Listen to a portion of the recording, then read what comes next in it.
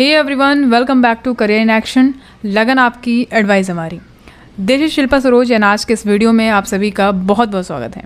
Okay, तो ये आप देख पा रहे हो, ये आपका वेबसाइट ओपन हो गया है। ठीक है, तो कुछ भी आपको यहाँ पे पता करना है अगर आरपीएससी के बारे में, तो आप यहाँ पे जाओगे, जनरल्स में देखोगे candidates information RPSC online, other links for reports और रिसर्च, तो ये सब में आपको मिलेगा। ठीक है, तो हमें क्या जानना है कि हम इसको देख रहे थे कि सिलेबस हम कैसे डाउनलोड करेंगे, राइट।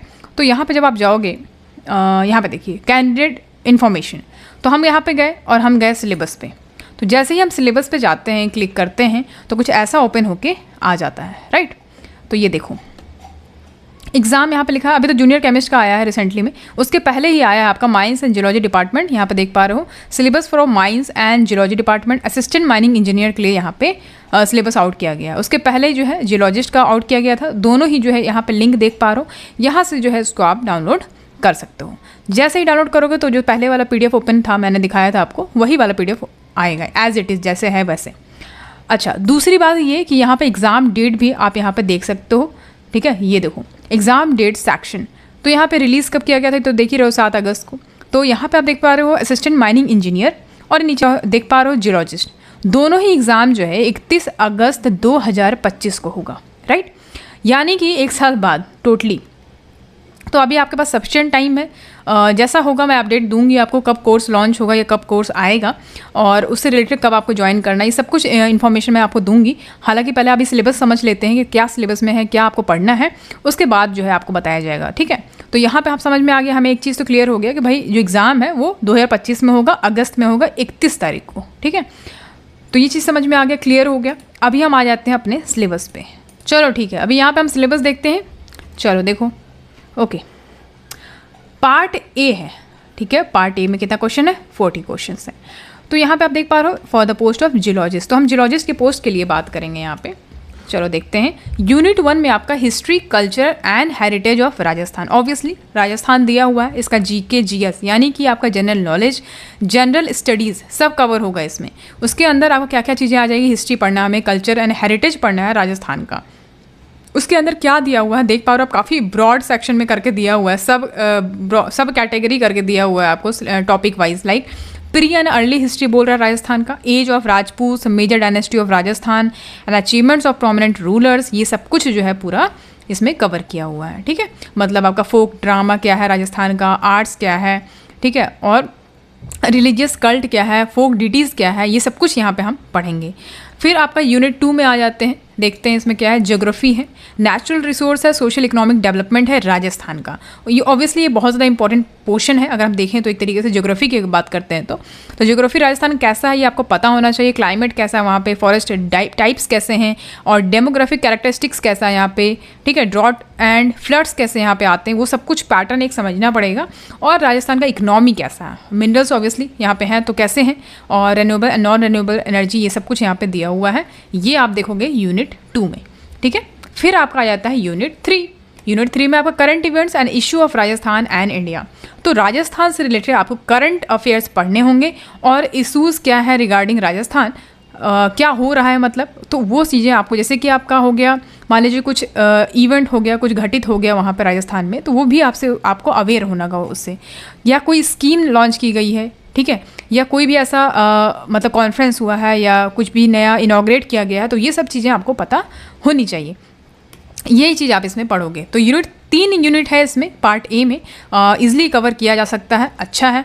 उसके बाद हम आ जाते हैं पार्ट बी में, यानी कि यहाँ पे 110 क्वेश्चन होंगे, देख पा रहे हो यूनिट 1। ठीक है, तो यहाँ पे देख पा रहे हो 110 क्वेश्चन ये हो गए और 40 ऊपर हो गए, तो कुल मिला के आपका 150 क्वेश्चन हो जाएगा। ठीक है, चलो यहाँ पे देखो, तो physical geology, structural geology and tectonics, tectonics मतलब टेक्टोनिक प्लेट, तो यहाँ पे फिजिकल जियोलॉजी, स्ट्रक्चरल जियोलॉजी और टेक्टोनिक्स एक ही यूनिट में दे दिया है। जब एक ही यूनिट में दे दिया है तो जाहिर सी बात है जब इसको सब टॉपिक करेगा तो सब कुछ इसी में लाके इंडल्ज कर देगा। यहाँ पे देख पा रहे हो आर्ट का शेप कैसा है, size, origin, internal constitution, composition, फिर आपका यहाँ पे दिया हुआ देख पा theory of rocks failure, concept of stress and strain, ठीक है, ये सब कुछ इसमें, फॉल्ट जॉइंट्स, ये सब कुछ दे दिया है इसमें। प्लेट टेक्टोनिक्स ऑब्वियसली देगा ही, प्री कैम्ब्रियन ऑर्गेनिक बेल्ट्स वगैरह, माउंटेन का कैसे फॉर्मेशन होता है, ये सब कुछ दिया है इसमें। ठीक है, उसके बाद यहाँ पे अल्पाइन हिमालयन बेल्ट, ये सब का ओरिजिन कैसे हुआ है, मतलब काफ़ी ज़्यादा मतलब कॉम्प्लेक्स सिलेबस दिया एक तरीके से देखा जाए तो, ठीक है। पेपर जो है अच्छा खासा अच्छे तरीके से पूछता है, ये कोई एम ही लल्लू पंजू पेपर नहीं है, ठीक है। अगर आप देखोगे, मैं फिर से एक वीडियो लेके आऊँगी जिसमें हमने प्रीवियस ईयर PYQs देखेंगे हम, कि इसके पहले जब 2018 में जो पेपर हुआ है या 2014 में पेपर हुआ है, तो वो कैसा पेपर हुआ था, कैसे क्वेश्चन आए थे, जब आप उसको देखोगे एक बार तब आपको समझ में आएगा कि भाई किस तरीके का क्वेश्चन पूछा जाता है, ठीक है। हो सकता है कि जब सिलेबस आउट किया तो ऑब्वियसली पैटर्न भी चेंज करेगा पूछने का क्वेश्चन, तो हो सकता है कि डिफ़िकल्ट भी पूछ सकता है, ईजी भी पूछ सकता है, लेकिन हमें हर तरीके से तैयार रहना होगा। ओके, तो ये हो गया आपका unit 1। Now come to next unit 2। Unit 2 में क्या दिया है, remote sensing in geology and geomorphology. Likewise in MPPSC we have also covered this topic, remote sensing, okay, geomorphology. तो सेम यहाँ पे भी दिया हुआ है ये चीज़, रिमोट सेंसिंग काफ़ी ज़्यादा इसको इंक्लूड किया जा रहा है जियोलॉजी में, बढ़िया है ये। ये जो है आपका साइंस टेक का भी पोर्शन है, साइंस टेक में भी हम ये पढ़ते हैं रिमोट सेंसिंग, तो इसमें भी पूछा है। तो प्रिंसिपल क्या है रिमोट सेंसिंग का, इलेक्ट्रोमैग्नेटिक स्पेक्ट्रम वगैरह, और उसके बाद फिर आप देख पा रहे हो यहाँ पर satellite, remote sensing, Landsat, Seasat, SPOT, IRS, ये सब कुछ आप पढ़ोगे इसमें, ठीक है ना। उसके बाद फिर जियोमॉर्फोलॉजिकल स्टडीज़ में आप पढ़ोगे क्या क्या, यहाँ पर देख पा रहे हो लैंड फॉर्म्स, ठीक है। उसके बाद terrain evolution for strategic purpose, GIS, ये सब कुछ पढ़ोगे आप इसमें, किसमें, यूनिट 2 में। Okay, come to unit 3। इसमें आपका सेडिमेंटोलॉजी दिया हुआ है, ठीक है, सेडिमेंटोलॉजी। तो सेडिमेंट्री रॉक्स वगैरह आप जब पढ़ते हो तब उसमें उसी से बना है ये सेडिमेंटोलॉजी, वेदरिंग, इरोजन, ट्रांसपोर्टेशन, डिपोजिशन, ये सब कुछ इसमें कवर होगा, ठीक है। बहुत ही ज़बरदस्त तैयारी इसमें आपको करनी होगी, तभी आपको सारा जो डाउट है वो क्लियर होगा, ठीक है। ये इजी एग्ज़ाम नहीं है, ये जान लीजिए, मैं पहले ही बता दे रही हूँ आपको। अगर आपको लगता है कि भाई आप नहीं बने हो इसके एग्ज़ाम के लिए, तो आप मत जाना, पैर मत डालना इस एग्ज़ाम में। आपको लगता है कि नहीं, you have the ability, you have the guts to qualify this exam, then फिर आप आओ इस एग्ज़ाम के लिए, ठीक है ना। तो देख पा रहे हो, सिलेबस देख के ही समझ में आ गया होगा आपको कि भाई मेरे से नहीं हो पाएगा, या मेरे से होगा तो मैं तो करूँगा, नहीं भी हो पाएगा तो भी मैं करूँगा, तो फिर अलग चीज़ है। इसलिए मैं पहले ही वार्न कर रही हूँ आपको कि फालतू में टाइम वेस्ट मत करिए खुद का, और अगर आपको कुछ करना है तो आप डिसाइड कर लो कि क्या करना है। अगर आपको इसी में आगे बढ़ना है तो कंटिन्यू फिर आप तैयारी अपना स्टार्ट कर दीजिए, ठीक है। चलो, उसके बाद यहाँ पे देख लेते हैं, सेडिमेंटोलॉजी में हमने ये सब देख लिया। उसके बाद फिर आप यहाँ पे देखते हो आप क्या ऑप्शन में और क्या दिया हुआ है यहाँ पे, रेनॉल्ड्स नंबर, फ्रॉड नंबर, ठीक, ग्रेन इंट्रेनमेंट। उसके बाद यहाँ पे आप देख पा रहे हो सेडिमेंट्री स्ट्रक्चर्स वगैरह दिया हुआ है, lacustrine, desert, aeolian and glacial. Sedimentary system composition दिया है सैंडस्टोन्स का, लाइमस्टोन का, ये सब चीज़ें हैं। फिर क्लास्टिक पैट्रोफेसिस दिया हुआ है यहाँ पे, तो ये हमने पढ़ा था क्लास्टिक और नॉन क्लास्टिक सेडिमेंट्री रॉक्स, मैंने आपको MPPSC माइन इंस्पेक्टर क्लासेस में बताया है ये। तो ये यहाँ पे थोड़ा सा ईजी हो सकता है आपके लिए सेडिमेंटोलॉजी, ठीक है। अब आ जाते हैं यूनिट 4 में, मिनरलॉजी। बहुत ही ज़्यादा इंपॉर्टेंट ये यूनिट है। मिनरलॉजी अपने आप में ही बहुत ही ज़्यादा इंपॉर्टेंट और क्वेश्चनेबल है, एक तरीके से देखा जाए तो खतरनाक क्वेश्चन आता है इसमें से, और ज़्यादातर क्वेश्चन मिनरलॉजी से ही आता है, ठीक है, क्योंकि ये काफ़ी बड़ा है, लेंदी है ये यूनिट। तो देख पा रहे हो इसमें सिस्टमैटिक मिनरलॉजी है, PT stability and mode of occurrence of silicates, ठीक है। ये सब कुछ जब डिटेल में पढ़ोगे आपको तब बहुत अच्छे से समझ में आएगा। फिजिकल प्रॉपर्टी, केमिकल प्रॉपर्टी दोनों ही देखते हैं हम इसका। उसके बाद यहाँ पर सब चीज़ें आप देख लेना क्या क्या दिया हुआ है, वो जब हम क्लास में करेंगे तब हमें समझ में आएगा। Next come to unit 5, geochemistry. ये जो है ये नया एक यूनिट ऐड किया गया है, जहाँ तक कि अभी मुझे पता है कि अभी तक जितना भी कोर्स कराया है मैंने उसमें जियो केमिस्ट्री तो नहीं था, ये नया इसमें इनरोल किया गया, एक तरीके से ये कहा जाए तो। अब है क्या इसमें जियो केमिस्ट्री में, ये उतना ज़्यादा हार्ड नहीं है, बट हाँ देखते हैं है क्या इसमें, कि कौन से एलिमेंट्स पाए जाते हैं सोलर सिस्टम और अर्थ में, ठीक है। मिनरल्स के बारे में बेसिकली इनका जो आयोनिक सब्स्टिट्यूशन मिनरल्स का उसका प्रिंसिपल्स क्या होता है, ये सब चीज़ें इसमें हम पढ़ेंगे।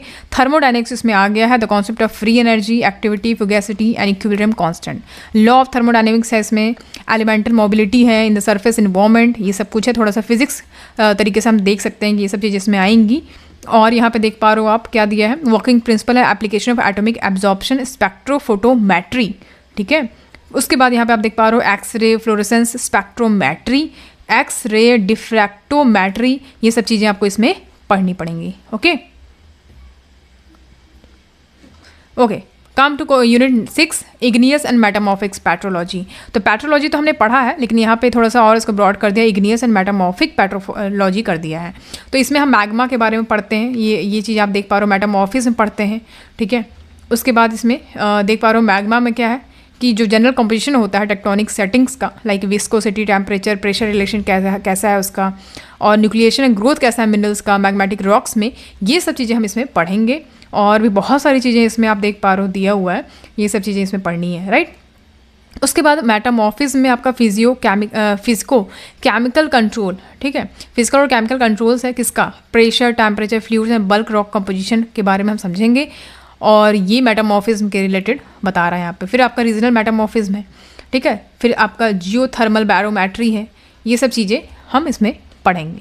फिर यूनिट 7 काफ़ी लंबी आपका सिलेबस दिया है, अगर जियोलॉजिस्ट है, जियोलॉजिस्ट बनना है तो भाई इतना तो आपको पढ़ना ही पड़ेगा, आप स्टेप बैक नहीं कर सकते। तो यूनिट 7 में आपका पैलियो बायोलॉजी, यहाँ पे देख पा रहे हो, पैलियो बायोलॉजी एंड स्ट्रैटिग्राफी। अब यहाँ पे स्ट्रैटिग्राफी दिया है लेकिन उसके साथ में पैलियो बायोलॉजी भी जोड़ दिया है, ठीक है।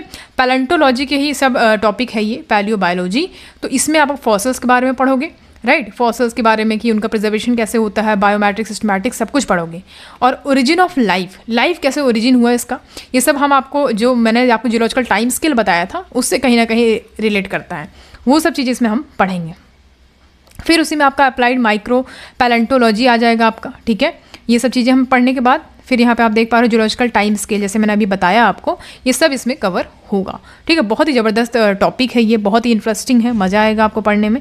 उसके बाद फिर यहाँ पर बायोस्टैटिग्राफी है, देख पा रहे हो, लिथोस्टैटिग्राफी है, ये सब चीज़ें इसमें दी हुई हैं, राइट। अच्छा, उसके बाद फिर यहाँ पे आप यूनिट 8 में आ जाते हो। यूनिट 8 में आपका ओर जियोलॉजी है और फ्यूल जियोलॉजी है, ठीक है, ओर जियोलॉजी, फ्यूल जियोलॉजी, ये भी नया है, अगर तरीके से देखें तो नया है, ये भी इंडल्ज किया गया है इसमें सिलेबस में। और स्टेट पीएससी में अगर आप देखो तो उसमें नहीं है ये ओर जियोलॉजी, फ्यूल जियोलॉजी, लाइक जैसे मैंने अभी ऊपर बताया कि पैलियो बायोलॉजी नहीं है, पैलेंटोलॉजी है। और उसके बाद फिर आप ऊपर देखोगे तो ये जो आपका देख रहे हो पेट्रोलॉजी सिंपल दिया हुआ था। और फिर ये जो आप जियो केमिस्ट्री है तो बिल्कुल ही नया है, टॉपिक चेंज किया है खाली। तो ओर जियोलॉजी में आपको ओर का जो टेक्सचर होता है, जेनेसिस कैसा है, ये सब कुछ, सिग्निफिकेंस क्या है उसका, ये सब कुछ हम इसके बारे में पढ़ेंगे, ठीक है। उसके बाद प्रिंसिपल, एप्लीकेशन, लिमिटेशन वगैरह सब देखने के बाद यहाँ पर समझ में आता है कि वोल्केनोजेनिक प्रोसेस और डिपॉजिट्स कैसा है इसका, ठीक है। ये सब चीज़ें पढ़ने के बाद कोल के बारे में आप पढ़ोगे, कोल का डेफिनेशन, ओरिजिन, ये सब चीज़ें, ठीक है। कोल कितने टाइप के होते हैं, फिर कोल बेड, मीथेन भी जो है, ये सब पढ़ेंगे। पेट्रोलियम के बारे में, एटॉमिक फ्यूल्स के बारे में, इंडस्ट्रियल मिनरल डिपॉजिट्स के बारे में हम ये चीज़ पढ़ेंगे। उसके बाद यूनिट 9 जो है वो एक्सप्लोरेशन है, ठीक है। एक्सप्लोरेशन, जियोफिजिकल एक्सप्लोरेशन, मतलब जो ग्रेविटी है उसका वेरिएशन सरफेस पे जो होता है अर्थ के, वो कैसे होता है, उसका करेक्शन, ठीक है, ये सब इंटरप्रिटेशन वगैरह सब देखेंगे। मैग्नेटिक प्रॉपर्टीज़ जो रॉक्स का क्या होता है, जियो मैग्नेटिक फील्ड में अर्थ के, ये सब चीज़ें हम इस बारे में पढ़ेंगे एक्सप्लोरेशन टॉपिक में, ठीक है। काफ़ी बड़ा है ये, देख पा रहे हो, ड्रिलिंग परक्यूजन यहाँ पे दिया हुआ है। उसके बाद फिर सैम्पलिंग है, बोरहोल डाटा है ना, फिजियोग्राफिक गाइड्स है, यहाँ पे देख पा, ओर रिजर्व एस्टिमेशन है, ये सब कुछ इसमें हम पढ़ेंगे। यूनिट 10 में काफ़ी ज़्यादा है, देख पा रहे हो। Unit 10 mining geology and engineering geology है, ठीक है। माइनिंग जियोलॉजी और इंजीनियरिंग जियोलॉजी है। तो माइनिंग जियोलॉजी में आपका mining of surface and underground mineral deposits involve diamond drilling, shaft shrinking आ गया इसी में, ड्रिफ्टिंग आ गया, क्रॉस कटिंग हो गया, विंजिंग हो गया, स्टोपिंग हो गया, रूम एंड पिलरिंग हो गया, top slicing, sub level caving, open पिट माइनिंग, ठीक है। ये सब चीज़ें जो है आपको किस में मिल जाएंगी, ये आपको मिल जाएगा, आपको CMR में भी मिल जाएगा 2017। जो जियोलॉजी वाला स्टूडेंट है आई थिंक उनको नहीं समझ में आ रहा है ये क्या होता है। कोल माइंस रेगुलेशन की बुक आती है LC काकू की, ये आप ले सकते हो। और आप या तो फिर आप ले लो EMT की बुक, EMT DJ देशमुख की बुक है, elements of mining technology volume 1, ठीक है। तो उसमें आप ये सब चीज़ें अब कवर हो जाएंगी आपकी, सिंकिंग साफ्ट है ना, और ये आपका जो देख पा रहे हो आप यहाँ पे अंडरग्राउंड ओपन कास्ट माइंस, ठीक है। माइनिंग हैज़ार्ड्स यहाँ पे दिया हुआ है, application of rock mechanics in mining, ये सब चीज़, role of engineering geology in civil construction and mining industry, ये सब कुछ यहाँ पे कवर होगा आपका, राइट। अर्थक्वेक एंड सेस्मिसिटी यहाँ पे दिया हो, सेस्मिक जोन्स भारत में कितने हैं, और मैग्नीट्यूड, इंटेंसिटी अर्थक्वेक का, ये सब कुछ इसमें हम पढ़ेंगे। उसके बाद आपका यूनिट 11 है हाइड्रोजियोलॉजी, बहुत ही ब्रॉड ये आपका सिलेबस है। हाइड्रोजियोलॉजी टॉपिक ही बहुत ज़्यादा ब्रॉड है, क्योंकि इसके पहले जब मैंने MPPSC में कराया था हाइड्रोजियोलॉजी तो मुझे लगता है कि 3 क्लास में इसको कवर किया गया था, इतना ज़्यादा लेंथी है ये, ठीक है। तो ग्राउंड वाटर, लेकिन है इंटरेस्टिंग, बढ़िया है। Ground water origin types important occurrence reservoir and movement, ये सब चीज़ें हम इसमें देखेंगे। एक्विफायर्स बहुत ज़्यादा इंपॉर्टेंट है। उसके बाद यहाँ पे हाइड्रोलॉजिकल प्रॉपर्टीज़ जो रॉक्स का होता है, लाइक आपका porosity, permeability, specific yield, specific retention, hydraulic conductivity, transmissibility and storage coefficient, ये सब चीज़ें जो है आपके प्रॉपर्टीज़ में आ जाएंगे रॉक्स के, हाइड्रोलॉजिक प्रॉपर्टीज़ हैं ये सब, और इससे न्यूमेरिकल्स भी आते हैं, ठीक है। तो ये चीज़ें आपको इसमें बताऊँगी मैं। उसके बाद फिर आप यहाँ पर देख पा रहे हो, ये इसे दिया हुआ है आर्सेनिक एंड फ्लोरिड, यहाँ पे प्रॉब्लम्स जो होती है आर्सेनिक फ्लोरिड की, और ट्रीटमेंट जो होता है वाटर का, वो सब चीज़ें यहाँ पे देखेंगे हम। नेक्स्ट आ जाते हैं हम यूनिट 12 पे। यूनिट 12 जो है हमारा आई थिंक लास्ट है, हाँ राइट, लास्ट है यूनिट इन्वायरमेंटल जियोलॉजी। यूनिट 10 तक देना चाहिए था, यूनिट 12 दे दिया, मतलब बहुत ज़्यादा लेंदी कर दिया सिलेबस एक तरीके से देखा जाए तो, और फिर टाइम भी दिया है 1 साल, करते रहो तैयारी। फिर यहाँ पे इन्वायरमेंटल जियोलॉजी में आपका टाइम स्केल है, global changes in ecosystem and climate, earth का रेडिएशन बजट कैसा है, ग्रीन हाउस गैसेस के बारे में पढ़ना है आपको, इफेक्ट्स के बारे में पढ़ना है, तो इजी है ये। उसके बाद आपका यहाँ पे देख पा रहे हो ओशन एसिडिफिकेशन, कोरल ब्लीचिंग क्या होता है, सी लेवल राइज, यूट्रोफिकेशन मैंने बताया है आपको, एसिड रेन तो ज़बरदस्त तरीके से बताया है। तो ये सब चीज़ें जो है ईजी हैं, ये सब आराम से किया जा सकता है। वोल्केनो, सुनामी, फ्लड, लैंडस्लाइड, ये सब चीज़ें बस बहुत अच्छी चीज़ हैं और बहुत अच्छा टॉपिक है, इससे क्वेश्चन आराम से आ सकता है, ठीक है। तो ये हो गया आपका जो है मैंने बता दिया आपको किसका, जियोलॉजी का, राइट, जियोलॉजी का बता दिया। पार्ट ए, पार्ट बी यहाँ पे जनरल नॉलेज होगा राजस्थान का, 40 क्वेश्चंस होंगे 40 मार्क्स के, यानी कि each carry 1 marks. Concern subject यानी कि आपका जियोलॉजी 110 क्वेश्चन होंगे और 110 नंबर के, इस हिसाब से 150 क्वेश्चन हुए, 150 नंबर के। टाइम मिलेगा आपको 2.5 घंटा, ठीक है, यहाँ पे देख पा रहे हो। बाकी ये सब चीज़ें मैंने आपको एग्जाम पैटर्न वाले वीडियो में बता दिया है। एक क्वेश्चन गलत होगा तो 1/3 मार्क्स आपका कट जाएगा, ठीक है, ये थोड़ा सा ध्यान रखिएगा।